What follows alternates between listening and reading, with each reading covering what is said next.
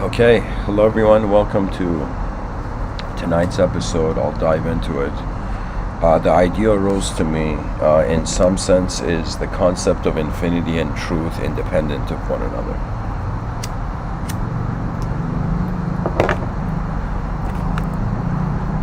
I've written some notes here, but I also want to start off the episode by sharing a quote from someone.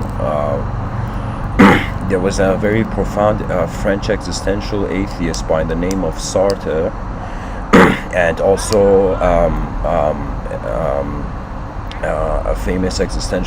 another famous existential atheist by the name of Simone de Beauvoir. So the quote I want to share with you is a quote from Simone de Beauvoir, which is important in starting this episode. Simone de Beauvoir says, "I am capable of conceiving infinity, and yet I do not accept finity."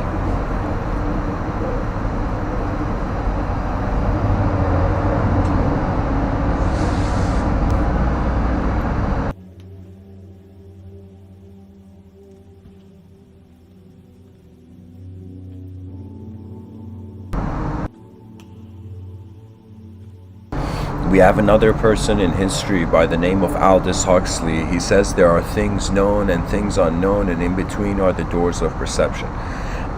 In the same way, Simone de Beauvoir is saying that I can conceive infinity, but I cannot accept, what's the exact quote?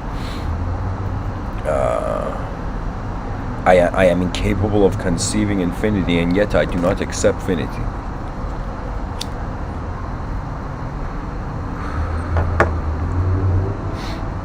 Yeah, so incapable of conceiving infinity. But anyways, so now I'm going to share the notes I made for this episode. Those were some quotes to kind of set the context. So I've written here, infinity is a concept independent of truth.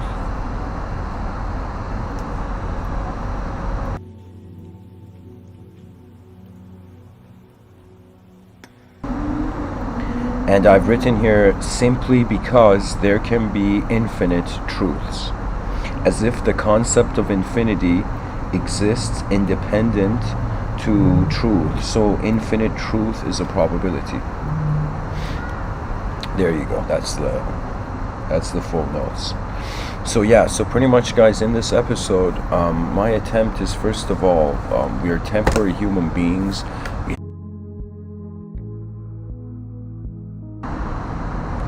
Okay, so guys, I had to reconnect the Wi-Fi to continue. So the concept of infinity, the concept of the independence of infinity from truth, and the concept of truth in some sense being not just the conclusion we make about human experience, but where human experience goes. That means you can say we are temporary human beings, and we know from the birth of our self in this physical world. Let me say that differently.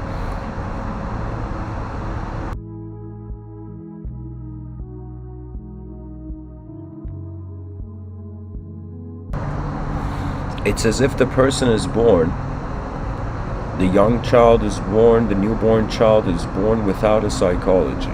That means children are not born, they are born with the embodiment of a person, but they're not born with the capable mind of a person, right? So the child becomes a human being, but really in actuality is just a being, just a physical being. To become human is an acknowledgement, as Jacques Lacan says, through the mirror effect.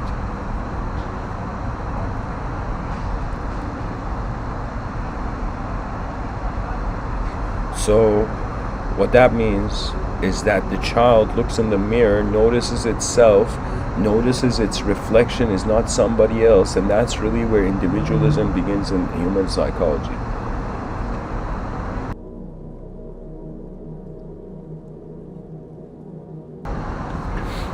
Consciousness of one's own individualism.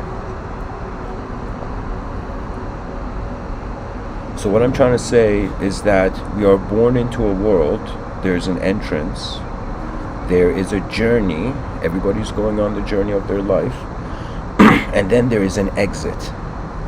This is what we are certain about. This is where all the mysteries of consciousness are available. while the biological body, while there is an individual, while there is a body for there to be conscious of, let's say.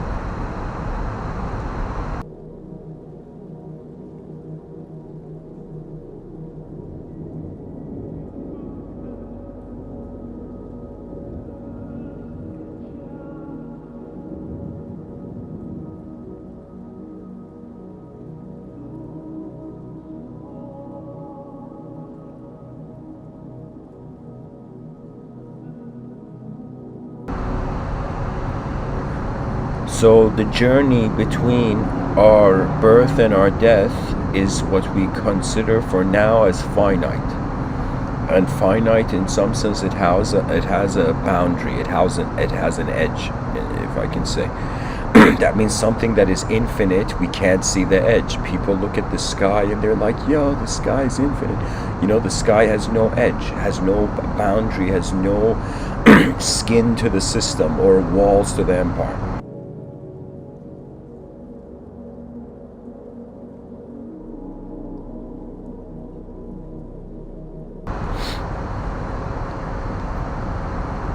If we think that before our physical birth we have no we don't have consciousness, and after our physical death we are considering there is no consciousness.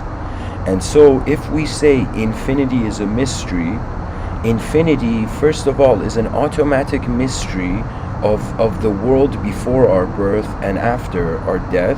But now the question comes, in some sense, wondering about the infinity in the finite. Okay, that's kind of where this, where it makes sense to really talk about infinity. Right now, we are a biological human being. This is kind of like an instrument.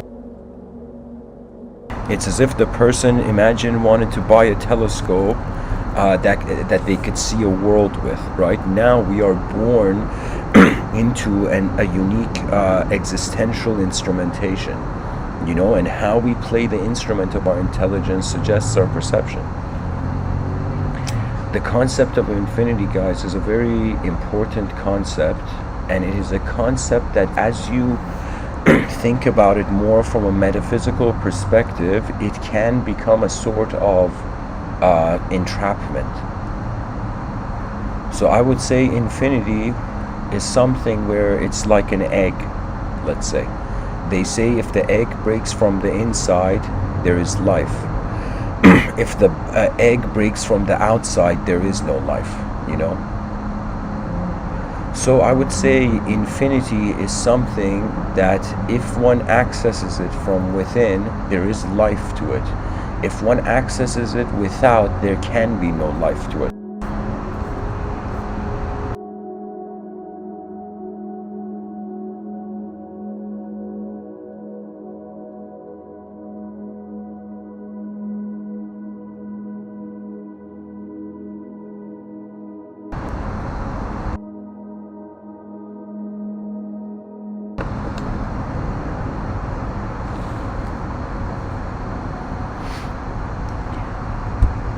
If we take the concept of truth as the total perception of all dimensions of an entity, if we cannot have access to all our dimensions, we will never know we're infinite. As if the roots of the tree are in the soil and we can't see the roots, but we can see the tree. It's as if right now, if we take our biological elemental existence as the tip of the iceberg, the rest of the iceberg is not accessible. So what that means is even if human beings attempt to wonder about if they're infinite or not, they will never be able to know if they are a small part in the big scenery of things, you know.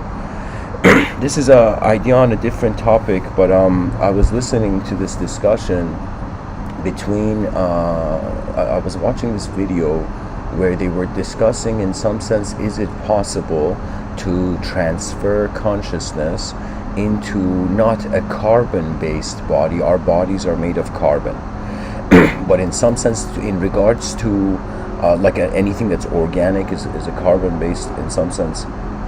The organism is a carbon-based life form. So in this video, I was saying they were thinking about, what if instead of carbon being the element for intelligence, it's silicone, or if it's something else, right? So that means human beings in the future can transfer, potentially, if Rene Descartes' mind-body dualism holds true, that means if the mind is its own dimension, the body is its own dimension, then it doesn't matter where the mind is. The mind is kind of like a bird, and it's like where the attention has landed, on what branch.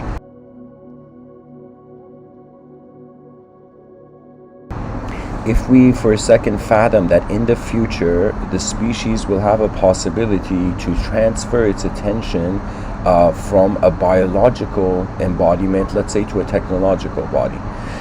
If we go into a technological body, this could actually make us infinite. Do you see? That means, imagine our finitude is based on the limitations of our biological experience. That's what I'm trying to get to. I'm pretty much saying that we're like a candle, and this candle is melting, and this candle has a glow, though. The glow is the intelligence of the mind. So pretty much it's like a candle with a glow, and we don't know if the glow is going to end after the wax is melted, or if the glow is going to remain. If the glow remains, then you can say we have a sort of infinite truth. We have a state of being that is, it doesn't matter if it's there, if it's true, if it's limited, or if it's limitless.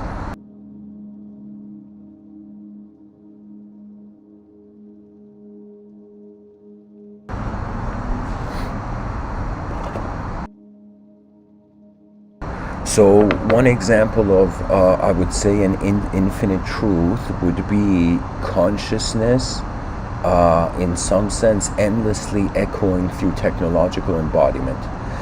Now, what the species hopes to do is continue the biological experience. And here's the bizarre thing. People are afraid of death, but we cannot conceive infinity experientially.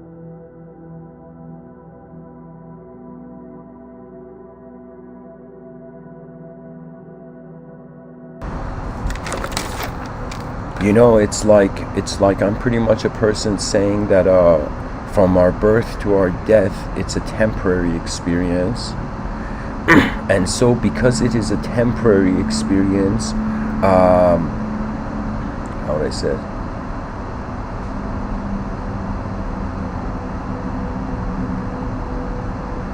It's pretty much as if we're trying to figure out, the species is trying to figure out if temporary embodiment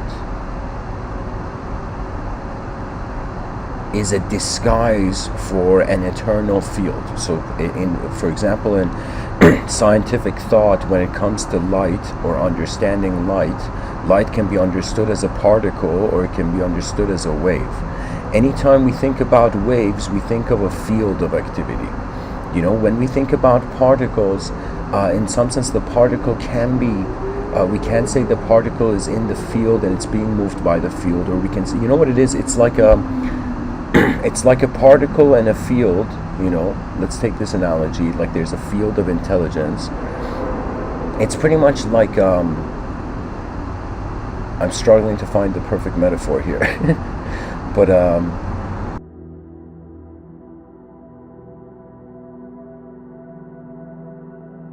it's as if truth is the ocean, and finitude, temporary consciousness, is like an iceberg that's melting in the ocean.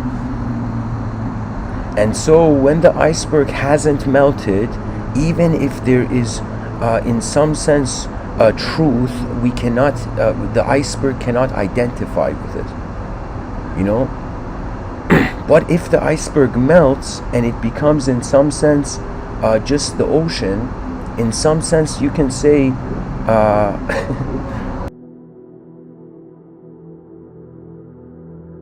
the finite was an illusion. So it's another way of saying the experience of the temporary is temporary if the iceberg melts into the ocean.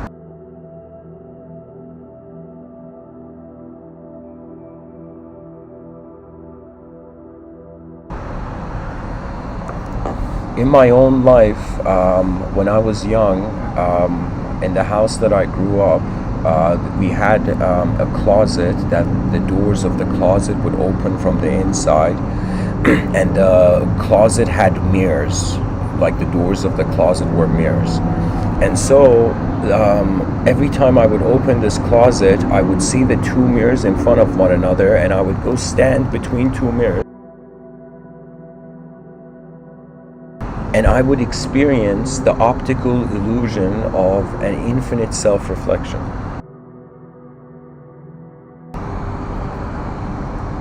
That means it's as if when a person looks into a mirror, when two mirrors are placed in front of one another, it's as if you can't really see the edge of your reflection. That means it's as if like anybody who's stood between two mirrors probably can fathom parallel universe theory.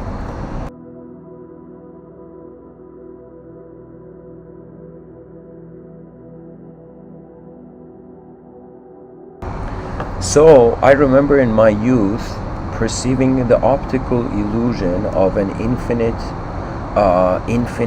reflections between those two mirrors. But the cool thing was that what appeared as infinity was actually empty, right? So infinity can be independent to truth if truth is not empty. If truth is empty, infinity is like a mirage in a desert. You know, that means pretty much you can say human beings on this planet, I would say most people perceive a cause and effect model. And when it comes to this cause and effect model, some people consider the causal position of the intelligence in the moment to be immaterial first, then material, or the option is to be material first, then immaterial.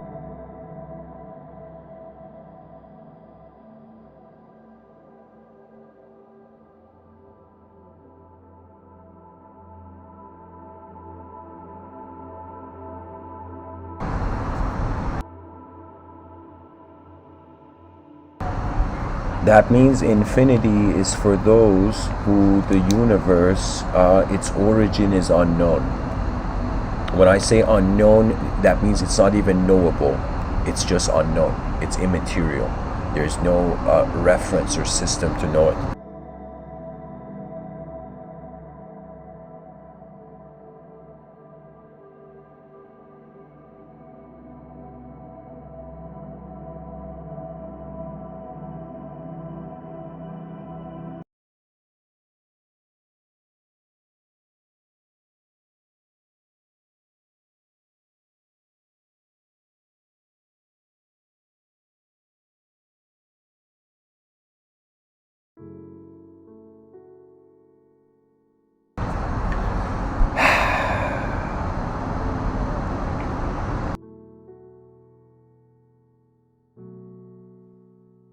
Currently, we say we know we can understand the finite, that which has shape.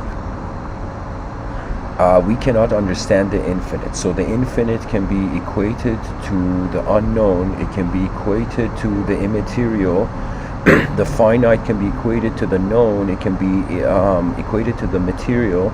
So what this means is that if you are an unknown causal position and the effect is known, infinity is the only thing left for you. That means if you are a person who the causal point of the universe is immaterial and then it became material, so obviously in some sense immateriality, the infinite is your fascination.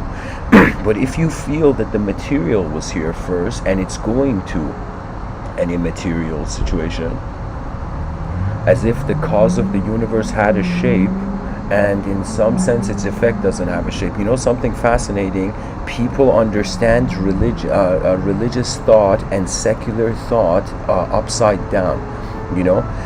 That means all those people who believe in the Big Bang, in some sense, they are believing in nothing becoming empty. Nothing becoming everything. People who believe in God, God is the everything. God is the known cause of the unknown universe. So it's as if nothing became everything, and everything became nothing. So I would say the religious mind considers, I shouldn't say object and I shouldn't say subject, because in Abrahamic traditions, monotheistic traditions, the concept of God is an inconceivable notion. It's literally, the word God is like someone pointing to the inconceivable. So, but because it is a concept, it in some sense would be seen as known. So pretty much we are the planet is divided between those who feel in some sense the unknown has nowhere else to go aside from the known, and the known has nowhere else to go aside from the unknown. We as physical embodied creatures, especially based on our understanding of our outer realms, we look at this cosmos and we're like, after I am, like, let's say the person looks at the world and they're like, after I am dead, there will be so many others. There will continue to be existence, right? But we don't see a person being like, after I am dead, it's going to continue to be non-existence, We don't glorify, believe it or not, the infinite, because the infinite can be shapeless. It's literally in mathematics saying, for example, 1 plus infinity equals infinity, or x plus infinity equals infinity. So imagine, instead of the x variable, it's like temporary life plus infinity equals infinity.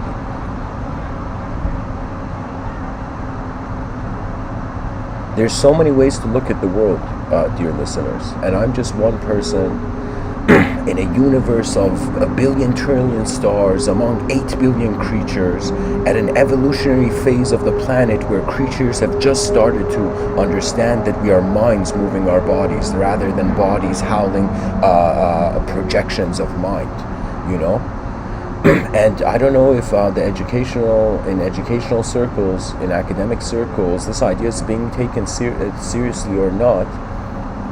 But we don't know where physical reality is. We know everything about physical reality. We have figured out, in some sense, the elements, the periodic table. What is it, like 118 elements?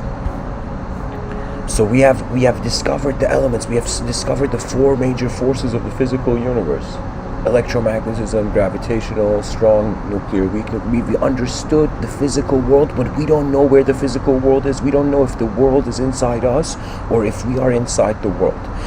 Now, if the world is inside us and we are unknown, the causal position of the world is unknown, it means that the universe is unknown. That means all the people who have lived in this world thinking that knowledge is the end to the means, is a means to an end. I would tell you, in some sense, it's the big revelation that it is an unknown system, and in this system, if there is a potential that it has multiple dimensions, it means there is known and unknown activities happening all over the place, even in dimensions we can't see.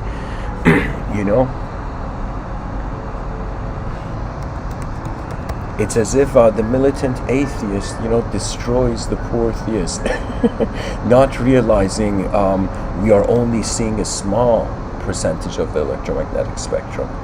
That means even if truth could be standing in front of us, imagine, we would not be able or capable to see it. You see, because really, just like a person has a phone and that phone gives them an access to a certain reality, or the internet is giving us access to a certain reality, it's as if we have a biological body that is giving us access to an elemental simulation. And so if it's a self-simulation or if it's an other simulation, which pretty much means either we created the world or the world created us.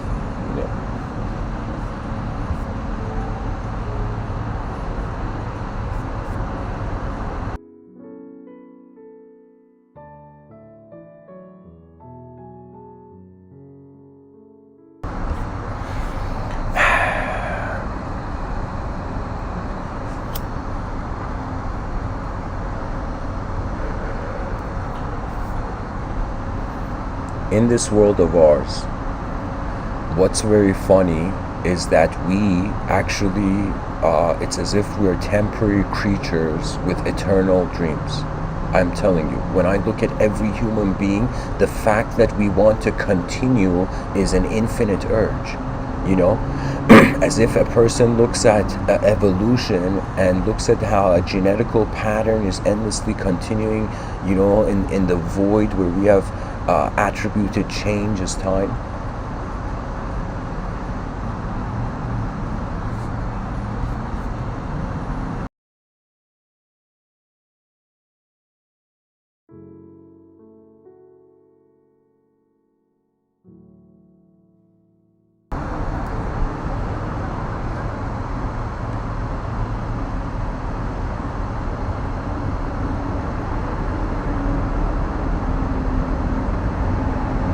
You know, it's as if evolution is another way of saying evolution is the eternal urge for a temporary creature to continue. It's an infinite urge, you know. That means that's the thing about life, guys. It doesn't matter if you find yourself in the human body or people in the future generations of humanity listen through technological bodies at this talk, to this talk. I will tell you, it doesn't matter if there is something more than matter. There's this scholar by the name of Terence McKenna. He says one of the most intense statements I've ever heard on this planet. He says there's another tenant in the room. That means at the same time where we are perceiving consciously a temporary life, it's as if a temporary finite life, a temporary definite life, it's as if simultaneously there is an eternal indefinite life. That means the unknown is infinite and the known is finite. And so anytime man attempts to reach the infinite, you know how many conquerors in history have tried to become immortal? Their realizations were simply this, that there is a sort of continuity where it's as if like there is an immortality that will soon realize change. The immortality of the body will lead to suffering. The immortality of the mind, which we call eternity, will lead to joy and heavenly experiences. What that means is our attention can be conditional to form, or it can be unconditional. If our attention is conditional to form and we're using the form to define ourselves as temporary, that means prior to our definitions, it's an eternal being asking the question, right? And when I say eternal, see, this is where life, reality, even among people with, let's say, metaphysical perspectives or spiritual perspectives, they have disagreements. They have disagreements on what? For example, I'm a person, you can say that I walk in the halls of the metaphysical school of thought, that the soul doesn't have a personality. That means even if there is infinity on this in this planet, or if there is a possibility for infinity in the future, it doesn't interest me as much as understanding the seer within, which is at its core unseen, right? So what it is like invisible space is being conscious through visible matter in the space. And so when we wonder about who we are, if we identify more with the physics and with the like pretty much Vedic thought says every moment has Purusha and Prakriti. Purusha means consciousness, Prakriti means matter. That means every moment is made of mind and body. You can say an unknown mind and a known body. Now, the known body is formulating a question about the unknown mind's shape. And in order to even have the concept of something being infinite, first it has to be finite, right? That means, imagine we say like numbers, you can infinitely keep going, you know, you can count till the end of time when it comes to mathematics, right? That's the thing about number theory, I would say. That numbers don't end. So I could tell you that physical individual conscious existence doesn't end. If this world is seen as a school, it could be an infinite school. And then the person's like, wait a minute, am I improving till the end of time? Or am I here to notice something? You know, or very poetically, as the ancients would say, to remember. the eyes that could never forget.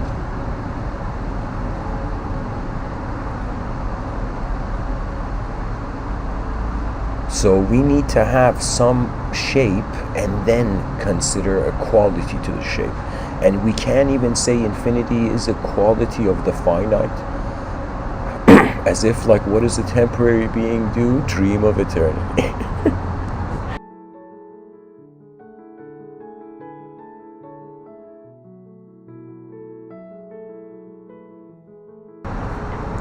So welcome everybody in the chat section. Feel free to ask any question. And also, if you ask a question in brackets, just write in context too. So I know what to respond to. All right. So Naomi in the chat section says, what about Maslow's hierarchy of such and such infinity, never-ending pendulum? Okay. So you're kind of connecting three ideas there. Maslow's hierarchy fits into this. If we want to wonder about not infinity, let's say from a philosophical perspective, but let's say we're a sociologist, and we're a sociologist that is looking at society, and we're wondering, all right, let's say if we attain some sort of immortality technology in the future, what is that going to suggest to people's behavior? That means imagine in the future people become immortal, or an extraterrestrial lands that is immortal. Okay? A humanoid extraterrestrial lands that is immortal. It's as if like that has such a huge thing on the psychology, because for the first time we will be ushered into a civilization where there will be viewers in the civilization. Pretty much imagine soccer players that are never substituted from the game. That's a very good, cool way I can tell you, you know, that this world is like a soccer game, imagine, between chaos and order, and people arise as players in this game. And now if you become immortal in the soccer game while the football game is going and the ref hasn't blown the final whistle, if you attain immortality inside the simulation, you technically can never leave the simulation, because you have attained your infinity conditionally.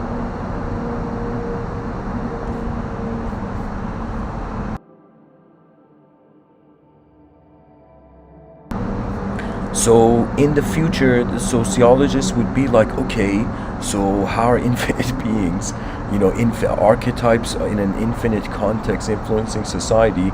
And this is where Maslow's hierarchy, where, just to save my breath from sharing it, I'll just put the picture here. Maslow's hierarchy is a pyramid, and its peak is in some sense self-actualization.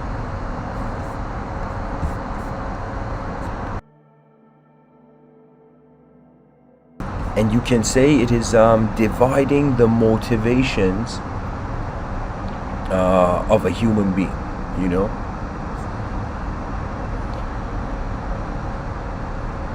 Okay, here. So if to all those listening to this episode, if you look at the videos, the picture in the video, you'll see this is Maslow's hierarchy of needs. Oh my God, this is a terrible picture.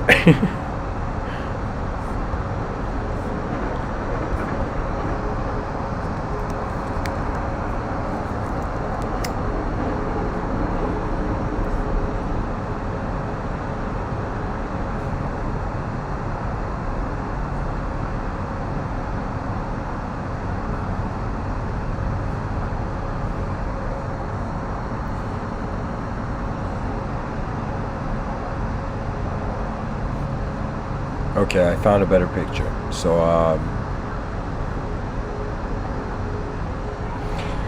this is Maslow's hierarchy of needs. Pretty much on this, this is for like the motivations of a social creature, you know, a creature in society. So Maslow's like, okay, what does this creature need to do in society? The creature needs to find air, water, food, shelter, sleep, clothing, reproduction. Air as in like not you're not living in a populated place, you know. So once you have met the physiological needs, if you notice, you start physical, and as you go to the top of Maslow's pyramid, you get to, in some sense, something that is non-physical.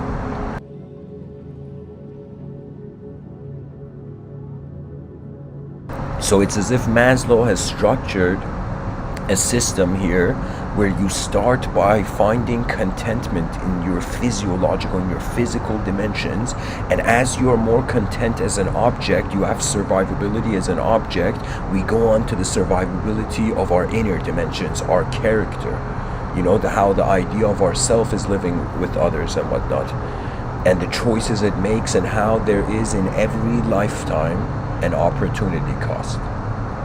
Literally poetically, every soul has its sacrifice to remember the ultimate.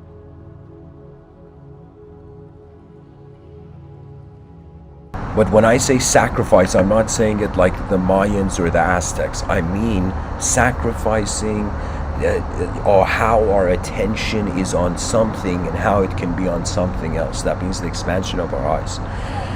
So if I read this for you, we go to the second layer of the pyramid, we go to the safety needs, personal security, employment, resources, health, property. Then we go after that to love and belonging. Then you need friendship, intimacy, family, sense of connection. Then after that, we go to esteem. You need respect, you need self-esteem, you can say self-respect, you need status, recognition, strength, freedom. These all come in when you actually serve civilization. So the green part of this chart will only happen if you start living for more than yourself.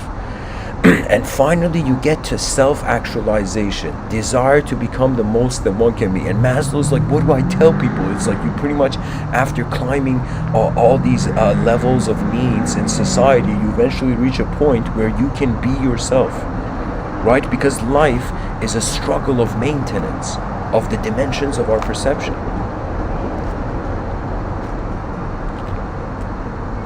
It's as if the human being should be in some sense born into the world and actually from the beginning of life till the end be on a sort of exploration of the whole world, right? But because we haven't attended to the global physiological need,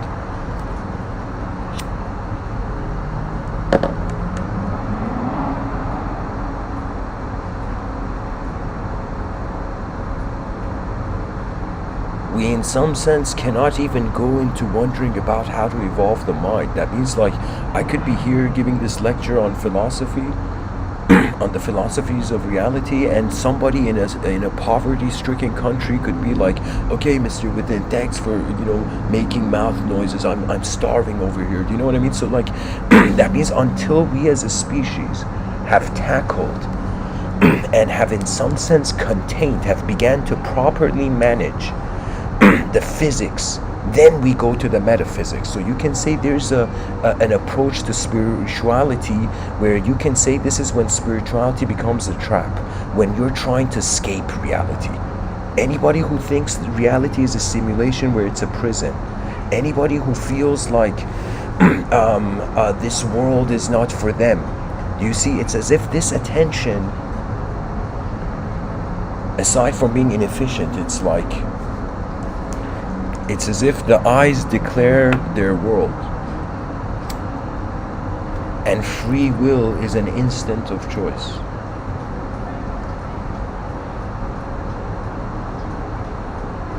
The coolest way I would define how human beings have free will in this world is the same way as how I would say a surfer has the free will to jump from one wave to the other wave, or to catch a different wave.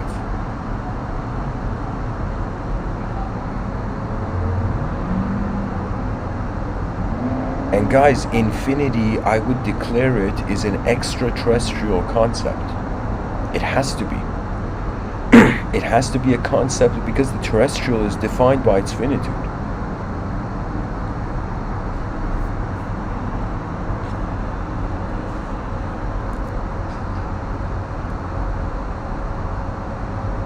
So, great question, Naomi. Great context to your question. And guys, I personally feel Maslow's hierarchy, if it becomes multidimensional, there is an inverted triangle connected to this. That means after you have completed your individual self, you go towards the collective self. That means you start as a passenger of your physiological needs, then you become a pilot of the species and their physiological needs after you have fulfilled your own imagine. Like, what do they say in airplanes? You know, in airplanes, when they show that commercial of the mask, you know how parents they pretty much in the video before an airplane lifts off, they say if there's turbulence and these air masks fall from the top of from the ceiling of the airplane, the person should put their own mask on first, then put the mask on of the person next to them. Right, help assist the person next to them. So it's similar to that, where we are actualizing ourself, and then realizing at the peak of our self-actualization that the greatest expression of us is the greatest expression of humanity. It's in humanity. That means after all those people attain elitist power and they go become the tiger of their own mountain, they realize it's lonely. It's lonely to be a god.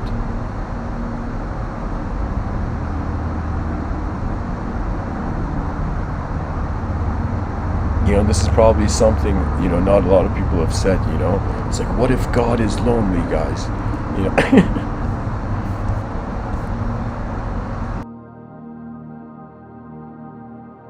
And I would say in theology, they don't say God is lonely, but they say there is only God alone. As if the truth of energy surpasses any sort of ideology we contain it with. You know, in my youth, there was this show called Pokemon. When I was very young, I would see it, the first Pokemon. And there was what do you call it? There was the main character had this Pokeball, which was like this sphere that was red and white. And this sphere would hit like a magical creature in the realm, and the creature would be contained in that sphere. And in my youth, I was like, yeah, this is cool. Yeah, monsters that are working with human beings, cool, you know. But later on, I realized we are doing the same thing with language. Language is the Pokeball that is containing the unknown reality. So infinity is a concept. The experience of infinity and the finite could theoretically, from a philosophical perspective, be the same. For example, to Plato, this ancient Greek philosopher, time was like a double-edged sword, you can say. I mean, that's not a metaphor he used, but I would explain it that way. What that means is it's like it's like we think we're in one dimension and people are like, is it finite? Is it infinite? You know, but Plato was like, yo, it's one side of the coin is a finite universe of temporary objects. The other side of temporary known objects, the other side of the coin is eternal unknown subjects, which pretty much the idea of God is. Do you know? That means, I don't think many people realize this. Every person is in a world. This is unavoidable. That means even if you're religious or secular, you could pretty much open your eyes in the morning and be in some sense like, all right, I'm seeing a world, you know? Now, in the context of the worldhood,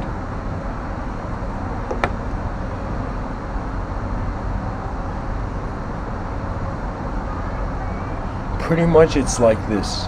It's like a drop, a river, are inside an ocean. A river inside an ocean, let's say we call that a current, an ocean current, right? So rivers become currents in the ocean, let's say. Now,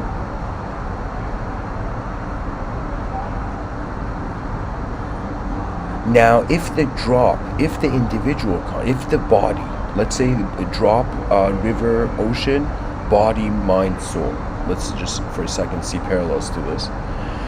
The body is individual, which is like a drop. The body fears this dissolution, transition. So the drop fears evaporation. Now, if the being doesn't just live as an object and they use their mind and they are conscious of their mind, that they're aware in the moment, they are accessing a river state of consciousness in the ocean, which means they are not the ocean, but they are living in it. That means we are not the truth, but we are in it. In the same way, if our red blood cells in our vein, let's say the red blood cells in our body suddenly became conscious, they developed their own technology, language and history and metaphysics, and they're like, yo, what is this? What is moving our universe? Little do they know there's a podcaster giving a talk that's moving their universe, you know? For example, if cells in our body became conscious, you know.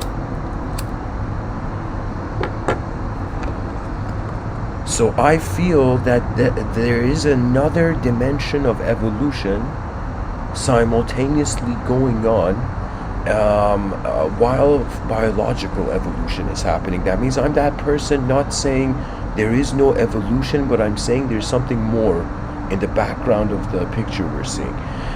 And let me explain this. So there's biological evolution, and what does this mean? That means over time a creature tries to balance itself in existence. That means cornered animal psychology viciously tries to survive, or I shouldn't say viciously, wildly tries to survive. And so it was as if the only reason I'm alive right now giving this talk is because our ancestors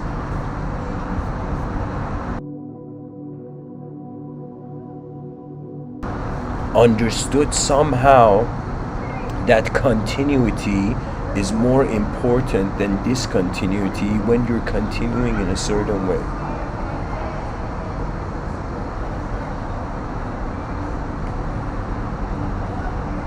If a person experiences that they are a mind moving a body, that means they're sitting somewhere and literally like an antenna, a thought arises, drink some coffee, and then the person drinks coffee. Do you see? It's as if like there was something from the inner verse, the inner universe, moving the outer verse. So this would mean that the subjective evolution is how we are evolving behind our eyes. The objective evolution is how we're evolving in front of our eyes. And behind our eyes, it's way beyond the humanized framework.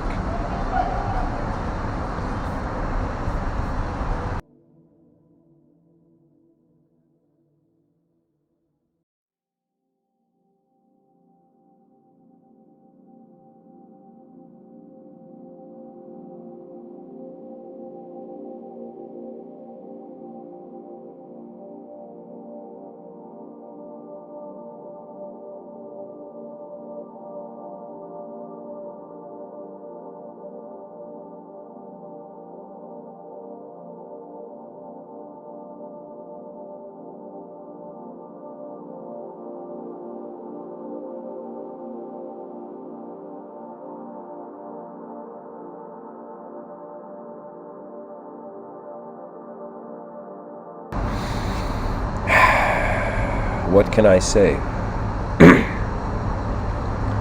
There is the known and the unknown in every moment.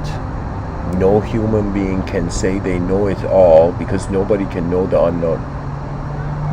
And nobody can say they don't know anything, because in some sense the only reason there is the unknown is because there is also something that was to know.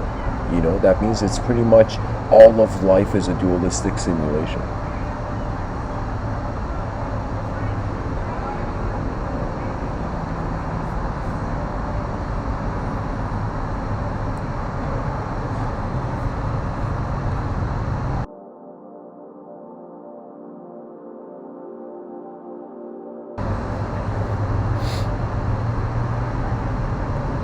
A drop, let's say the concept of infinity to a drop is probably finding a river. The concept of infinity for the mind is for the river to join the ocean. So that means there is two sorts of, at least in this moment, I can say two types of phases to enlightenment. A phase where the person who thinks they have been an object their whole life realizes the subjective, unknown subjective dimension to how the object is moving. This is called the mystery of consciousness. In education, in academic circles, they call this the hard problem of consciousness. Why are we conscious of some things and not of other?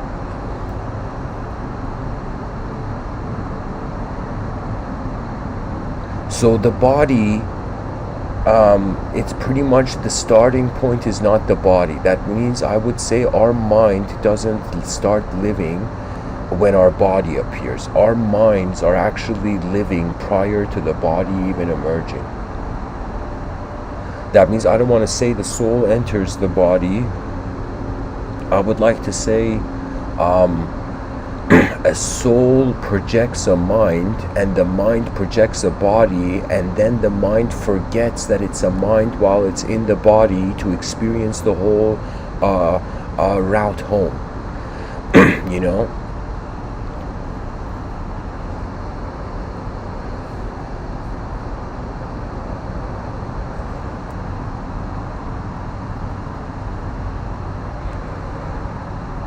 I feel people's first reaction to life, I think everybody's first reaction to life when they're born is pretty much, what am I looking at right now?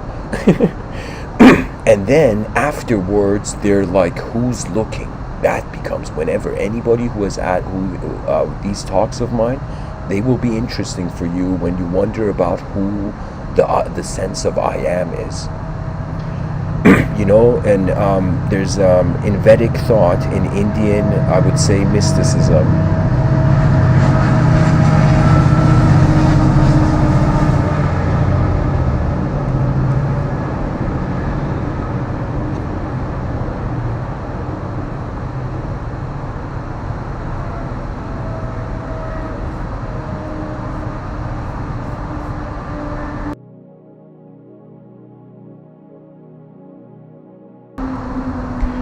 in Vedanta, their view is all of the outer realms is a dream, and the inner realms is not individual, is a collective. So Vedic thought, paints this picture, ancient thought, you can say, that the temporary finite life is actually a simulation of the infinite. That means when we look at a human personality seeking immortality or infinity, that's in some sense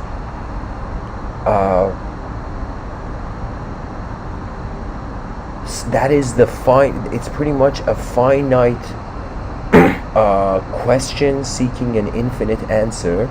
I'm saying when you realize the question is infinite, then you don't get obsessed over a specific answer to truth.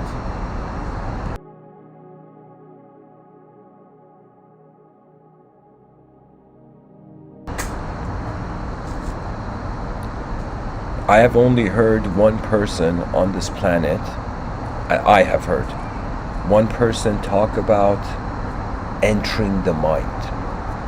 You know, and I would say that's Terence McKenna. This man gave a lecture. That means you see people in the New Age community, let's say in Arizona, near the Mount Shasta area, where these people go into a semi-conscious state, and they pretty much feel they're channeling aliens. So pretty much they feel a mind is entering their body, a superior mind. But Terence McKenna was speaking about how the body enters the superior mind rather than the superior mind entering the body, rather than the individual realizing that it's God. In some sense, it's like it's like the collective realizing it was never not God. You know.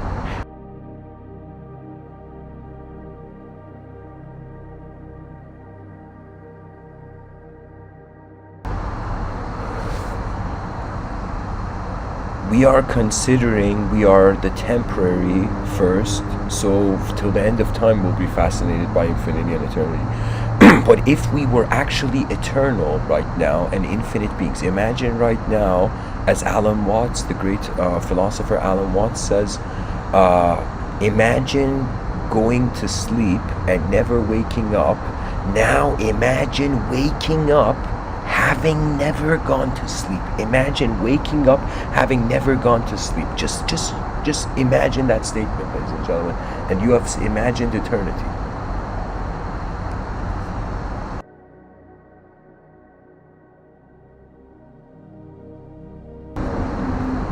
In my own school of thought, I speak about the pilots of consciousness. So I pretty much came and saw that every ideological system that has set up shop on the surface of the planet, it has in some sense chosen an archetype. That means, like if you're in like a religious ideological system, in the archetype you have to be in order to become a religious person is to realize that man is born in sin. For example, that means anybody who doesn't feel they are born in sin, you're not technically being a religious person, you know. Because they say in religion, fear of God is the beginning of wisdom, right? That's how that ideological system authorizes inner realm animation, right?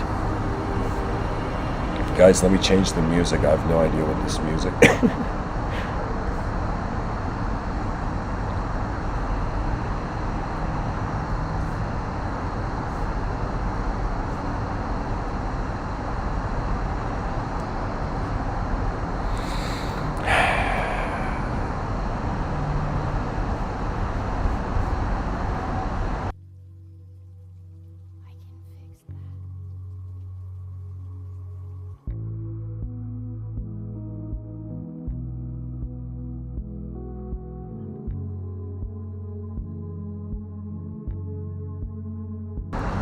You know, there's so many ways I can take this idea of infinity. Literally every object, anything, every object, any subject can be seen as finite or infinite pretty much. Is it continuous or is it discontinuous?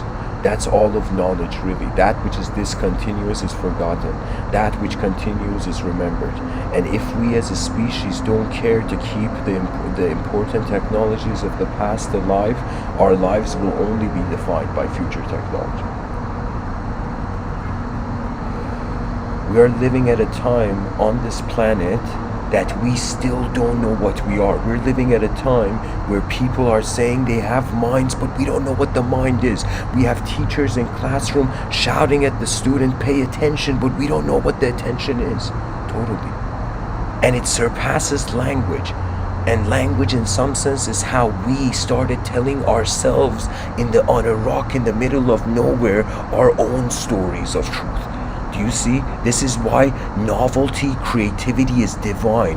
Why? Because it's the fabric of a new story. It's literally like you pulled the string of the past and you found the future.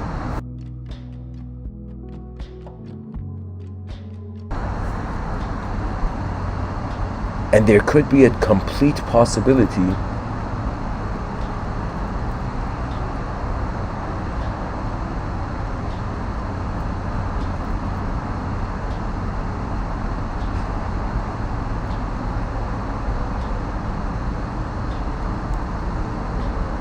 that the only reason we are thinking about is infinity. Like, these are the possibilities, probabilities of perception, I would say.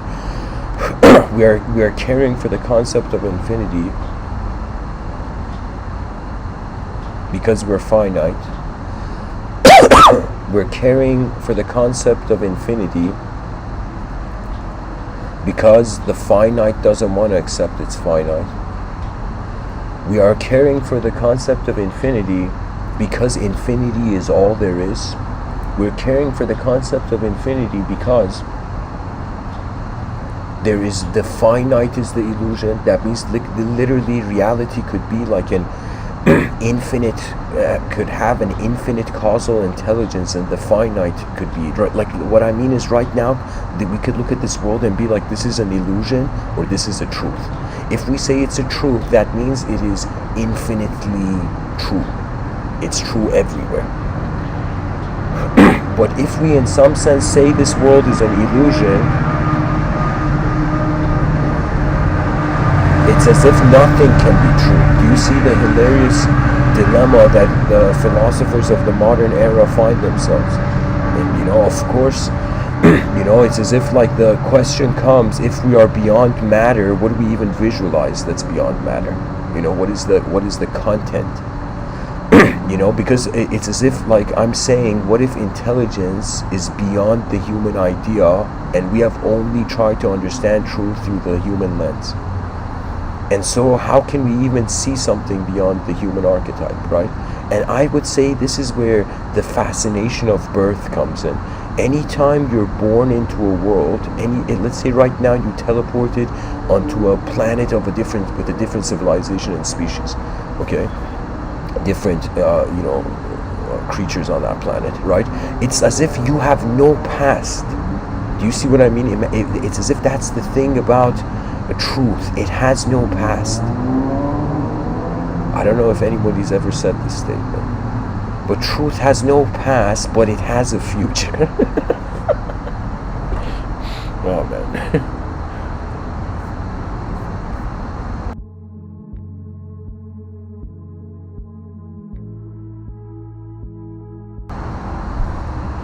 An infinite truth would not be anything, because all things are temporary. So to be honest, we cannot fathom a concept of an infinite truth. So if we can say we can make truth a filter for infinity, we could say there is infinity, it's just there's untrue infinity and true infinity. Or we could be like there is truth and there's infinite truth and finite truth. So this would be the main part of the episode where I've explained the title. Guys, I want to go into a quote tunnel of people who have talked about infinity. So a quote tunnel is a part of this podcast where we pretty much see how the eyes of other human beings have looked at the concept. Herbie Hancock says life is not about finding our limitations, it's about finding our infinity. Rabindranath Tagore says we cross infinity with every step.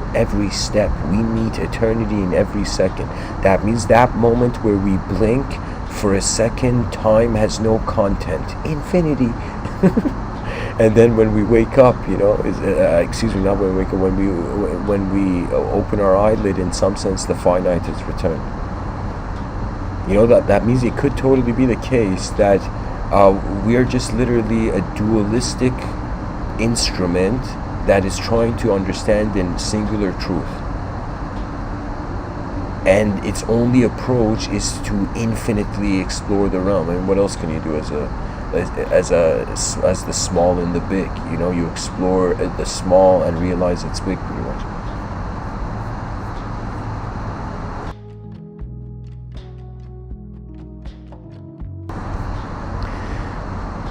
Rumi, Jalaluddin Maulana Rumi says a breath of love can take you all the way to infinity. Simone de Beauvoir, I read this at the beginning, she says, I am incapable of conceiving infinity and yet I do not accept finity. Henry H. Arnold says your limits are somewhere up there waiting for you to reach beyond infinity. Deepak Chopra says you and I are essentially infinite choice makers. In every moment of our existence, we are in that field of all possibilities where we have access to an infinity of choices. This is where I would say in the inner realms you do, in the outer realms you don't. Okay? And if you feel the inner realms is the only truth, that means Deepak Chopra is making a very good point, but if you were a solipsist, you see, which really mystical truth makes you not a solipsist, makes you a solipsist without the solipsist. That's pretty much the yoga's final destination. They call it Mahasamadhi. That means the yogi has found the interconnectivity of everything, and the person has lived this life to such a degree where now their breath becomes their teacher. And at the end of their life, the yogis are thought to have, in some sense, their consciousness moves through the air outside of their body, you know. That means it's as if, like, what it is pretty much like if the body is a vehicle, and if René Descartes' mind-body dualism holds, and the notion that there is a driver to the vehicle, and the driver is not, it's like a non-physical driver of a physical vehicle, you know, as if the driver is a collective field of intelligence, a particle in a field, waving field.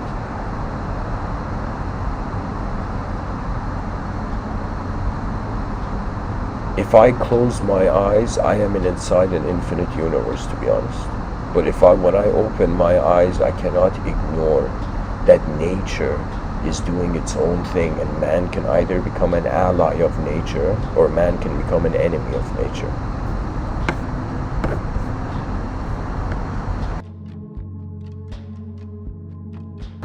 I saw this video, guys, on YouTube, where it was in India, and it shows this person's kind of ignorant friend shakes like this red flag in front of this cow, and cows are just walking everywhere in India, and he throws the red cloth after the cow is chasing it on his friend. Can you imagine, like, how messed up that is? Do you know?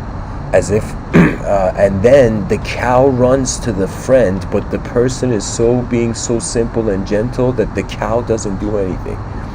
Do you know? The cow doesn't attack that person. And that's when I say a person who treats the universe as a family of energy, nature befriends you. I will tell you, nature becomes helpful to those who see it. You know, it's as if the planet's been alive this whole time, but we've been only having a relationship with fragmented parts of the planet.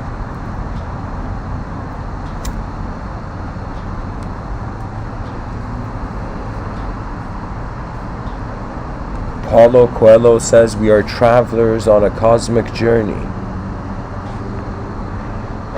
Stardust swirling and dancing in the eddies and whirlpools of infinity. Life is eternal. We have stopped for a moment to encounter each other, to meet, to love, to share. This is a precious moment. It is a parenthesis in eternity. Milan Kundera says,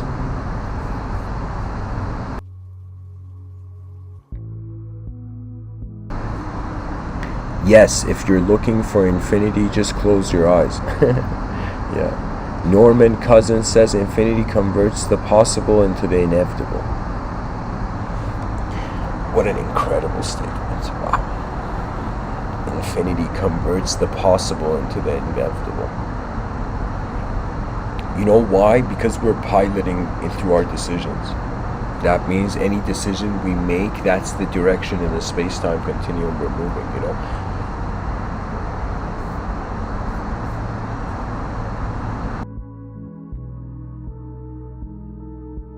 Imagine in a multidimensional universe, the parents of the future generations, they would look at their children and they would be like, all right, kids, pretty much you can perceive yourself as a mortal being, or you could perceive yourself as an eternal, you can perceive yourself as a mortal body or as an eternal mind, imagine.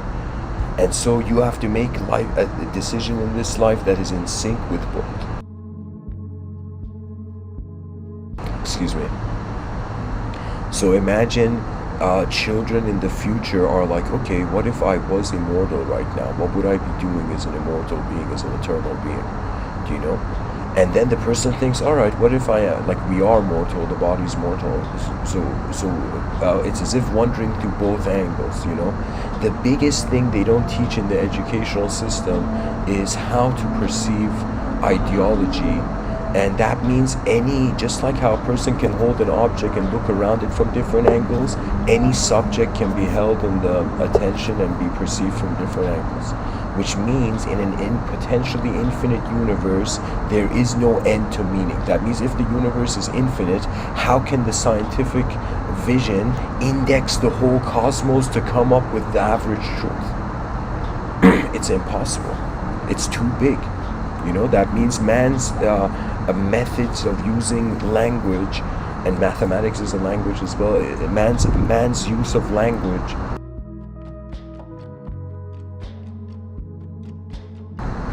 is his limit.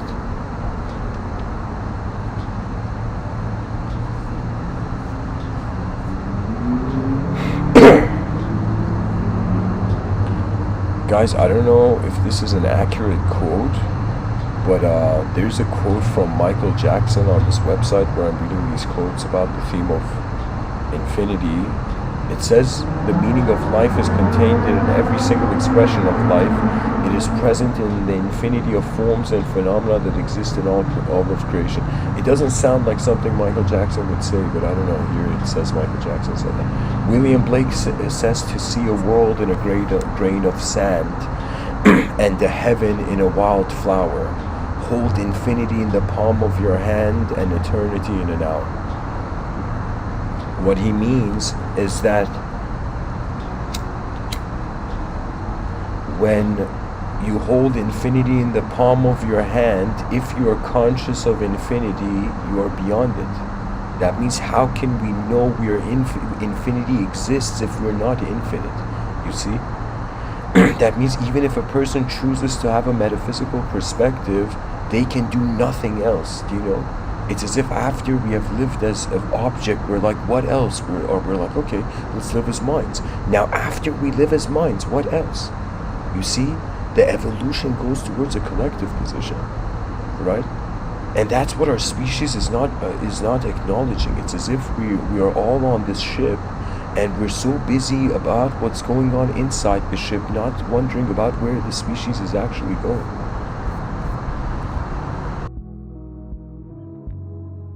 Spaceship Earth deserves proper pilot.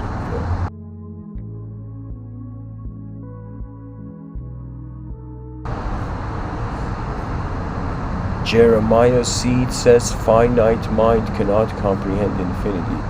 Vincent van Gogh says be clearly aware of the stars and infinity on high. Then life seems almost enchanted after all. Vincent van Gogh says that. Alfred Jerry says God is the tangential point between zero and infinity. Yeah, the alchemist Carl Jung has the same view as well. That means Carl Jung, a psychologist, says God is a circle, and the center of it,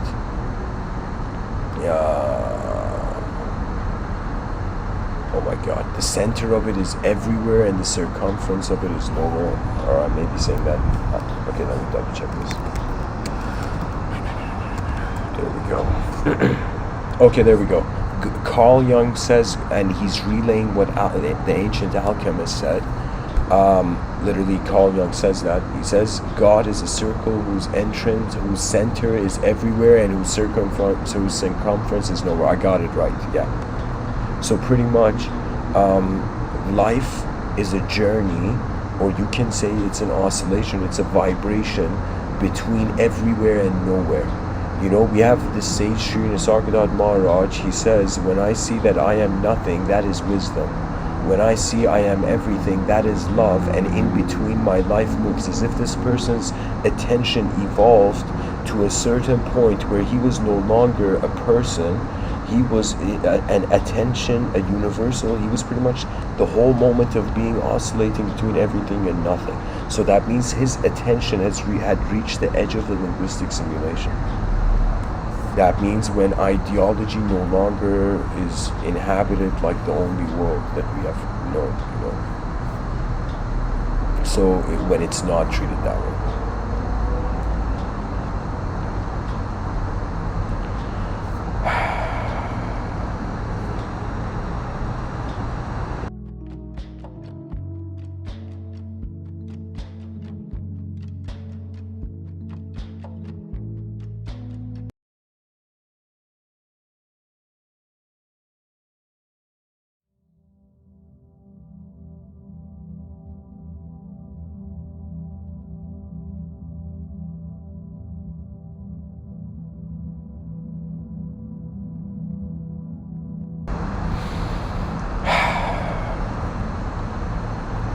infinity is independent, excuse me, is independent of truth if there is infinite truths.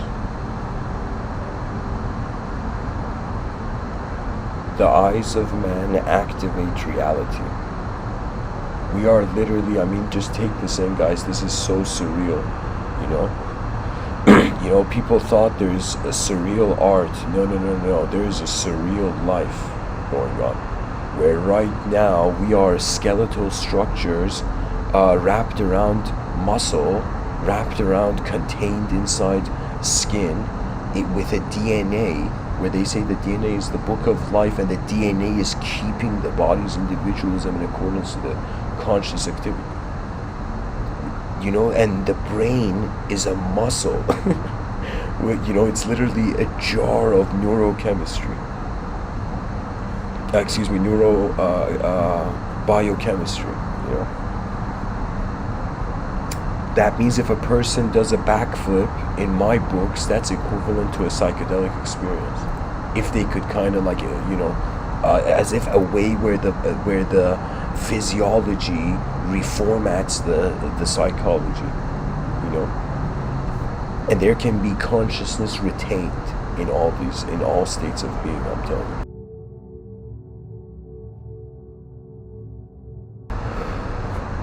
To end this episode off with this final thought, I guess, the poet Rumi, he has this poem where in this poem he speaks about the evolution of the soul, poetically you can say.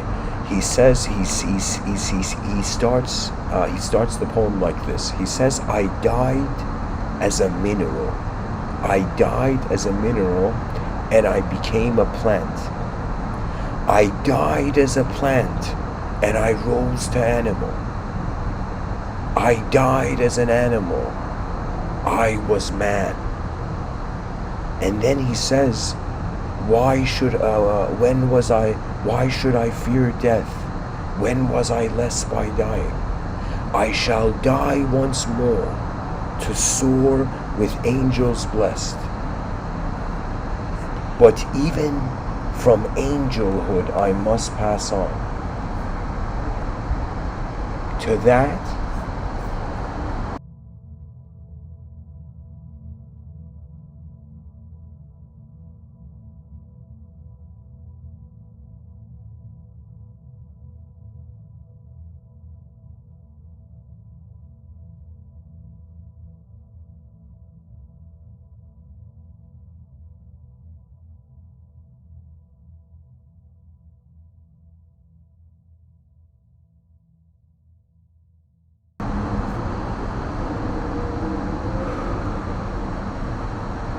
excuse me, guys. I'll say that again.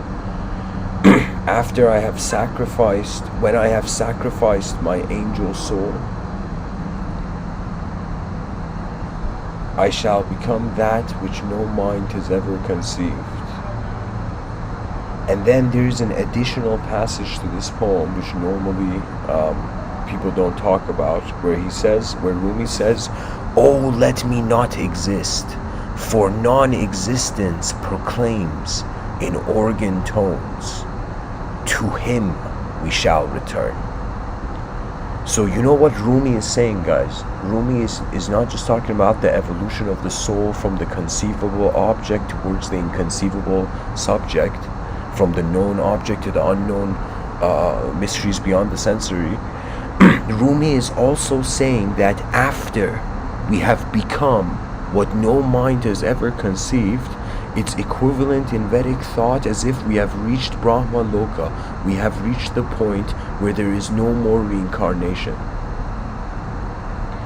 Because reincarnation is reconceptualization on repeat. Pretty much the periodic table is recycling language through personalities.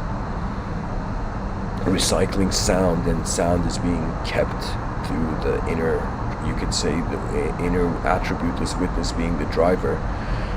So it's as if when you have become that which no mind has ever conceived, you have become an unconditional intelligence. And Rumi here in his poetry, he says, oh, let me not exist. That means he's seeing the truth of the collective, he's being it. And he says, for non-existence proclaims in organ tones as if there is a greater event than this human life happening, a way greater collective event of a being. Or collective being of an event. I don't know how, it's like the poetry can dance, you know? And he says, to him we shall return.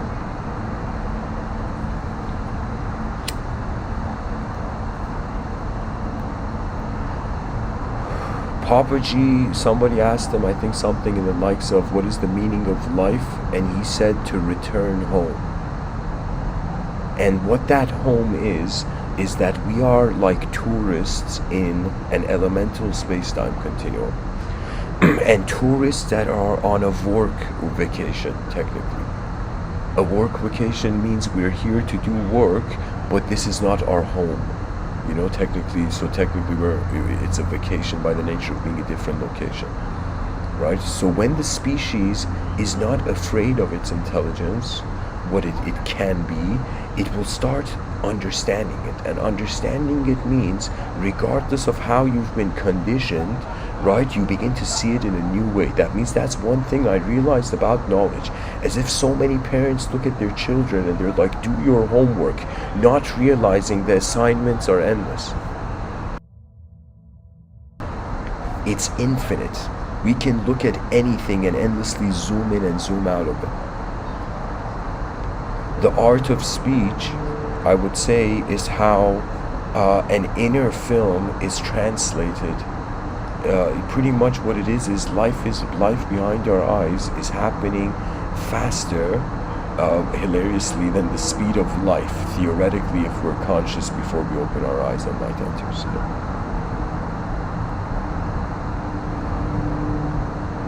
And the mind, you know, we can say the body is in time, we can say our bodies are in space, but we can't say the mind is in time and the mind is in space. The mind is the creator of the concept of time.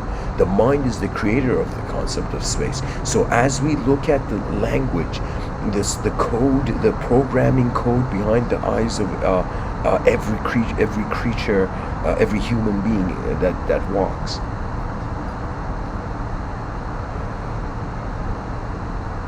As Terence McKenna has said, a culture evolves as fast as its language. And what Terence McKenna didn't say is language evolves as fast as your direct experience. And if you're a person who, let's say, you have dedicated your life to serving the mind of civilization, the inner life has its climb.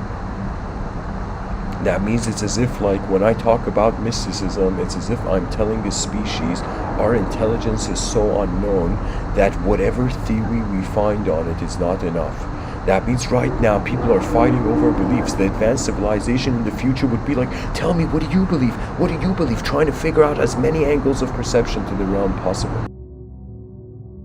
We archive the global information and we create an arena where the greatest ideas on the planet from the inner realms, from behind the eyes of people, find the central stage. You know? I have envisioned something which I'm, like, I don't have the resources at the moment, like I'm not a billionaire, but if I was, I would instantly first, like I would tell you that if there was war going on, and there is two wars going on, there is a language war. I call it the language wars. There's the war of language, then there's a war of physical objects not wanting to exist in the same space, in the space-time continuum, when there is so much space. There is so much space in this world, believe it or not, that everybody can live in their own truth. It's just that when we become a group and want to attempt something greater, our inner universes collide, and so the freedom of one person to express impinges on the freedom of another person to express. So this leads civilization. The only way we can end the language wars and stop this dodgeball game of belief and disbelief is in some sense accepting a multidimensional context to reality. That means something that neither the secular person, the religious person, or the spiritual person could fathom. Something where the world became multidimensionally tolerable. And that would be one of humanity's greatest inner victories, that we, instead of defeating each other and endlessly chasing, blind victory, we literally treat it as if we're 8 billion creatures, 8 billion evolutionary creatures that are stranded on a galactic island. Instead of unknown oceanic water, it's unknown outer space. We are stranded on this planet. And this is why even though we were born on Earth, our future is in the stars. Why? Because we're going to get bored. What happens when a person gets bored? They change their space. And what happens when, in some sense, the soul that has for eons swam through conception, incarnation after incarnation, where does it lead? I will tell you the biggest secret, which never was a secret, that all the probabilities of reality in front of your eyes and all the probabilities of reality behind your eyes are the same moment. The moment you realize there is no object, there is no body and soul, the body and the soul are the same. And that is, believe it or not, the purity in being that is the common denominator. That means from a secularist perspective, we go through emptiness, and emptiness is just a state of being. From the religious state, whether you go to heaven, you go to hell, whatever, it's a state of being. And so we have to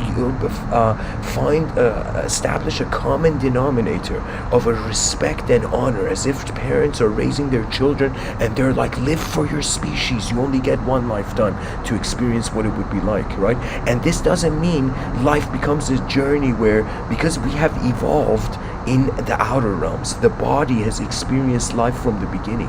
We have 4.5 billion years of unconscious memories of experience. Technically, if genetics is an ancient seed that is still giving fruit.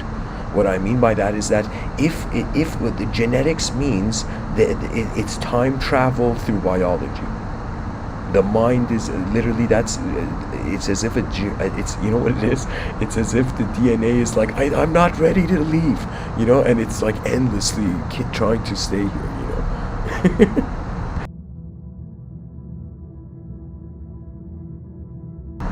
Anyways, guys, this was a very abstract episode. Thank you for listening. I'll open it up for questions if there is any. If not, I'll be on Discord. And all those who are members of the channel, who have access to the membership of the channel, I will be on Discord, and I would advise for members to attend as well.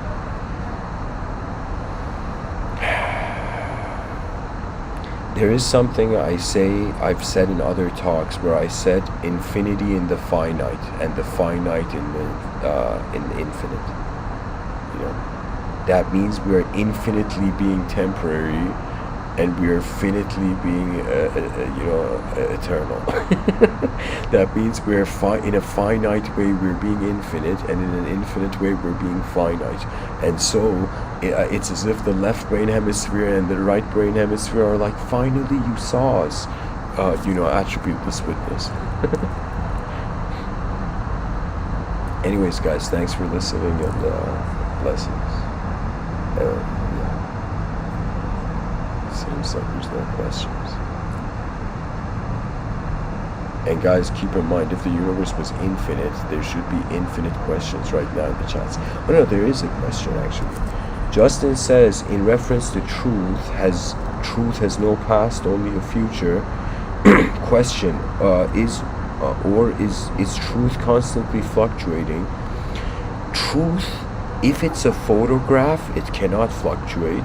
If it's a film, it has been from the beginning. There has never been birth. There's never been death. There has just been attention moving till the end of like do you know what I mean? It's as if eternity is breathing, and the inhale and the exhale is like the temporary lifetime.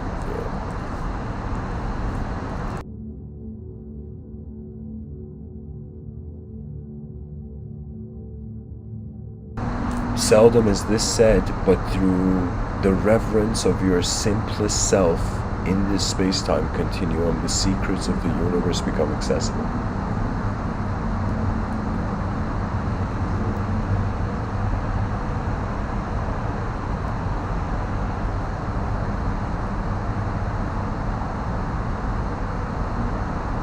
Justin in the chat section says, language and semantics, we need to study these concepts more often as a species who forgot its ancestors.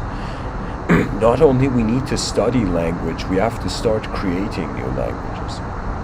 You know, that means there are people who are born and they just accept the wheel, and then there are those who want to understand, they want to reinvent the wheel from the beginning. If reality has variables of deception, it's very important that human beings develop a psychology that is reinventing the wheel, so in order not to be deceived, you know. Kushbu says in the chat section, truth has quality like nakedness, that's why it's hard for humans to see. You mean I would say there's the story where they say a bunch of fish in an ocean want to understand what truth is. They go to this older fish and they're like, yo, older fish, we're educated younger fish, and truth to us seems to be a bigger fish. It has to be a bigger fish, the truth of reality, you know. And the older fish says, no, don't get attached to symbols. Truth is not a bigger fish. Truth is everywhere. Truth is within you, without you. Truth is, the currents of truth are moving you. As from the religious analogy, the divine will is moving the free will.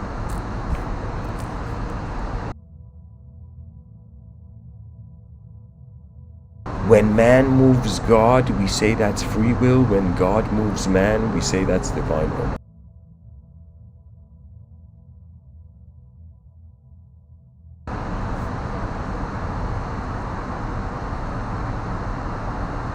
So the fish eventually realize truth, its quality is everywhere if it's truth. That means, think about it. You know, imagine being a person who heard the concept of truth for the first time and you're like, truth? Truth has to be here and now. Where else can it be? If it's anywhere else, it can't be true. If it's true, if something, let's say right now, we're 8 billion creatures on a rock in the middle of nowhere, if there is an ultimate truth, it has to be true right now. There is no other instant it can be true in. This is why Kabir, this enlightened yogi, would say, in response to how long it takes to get enlightened, he said half of an instant. That means it's beyond time, so it doesn't take time to get enlightened. Anyways, guys, thanks for listening. I'll be on Discord. Namaste.